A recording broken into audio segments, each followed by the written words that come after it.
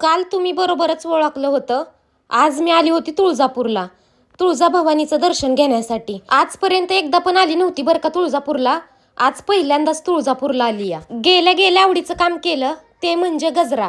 गजरा आपल्याला प्रचंड आवडतो बरं का. या देवीकडे बघून एकतर समजलं माणसं किती आवडीने देवीला नटवतात बरं का. तुम्हाला जर जागर गोंधळ देवीच्याच दरबारात घालायचा असेल तर तिथं मंदिराबाहेरच केलं जातंय बरं का, झाडाच्या सावलीखाली.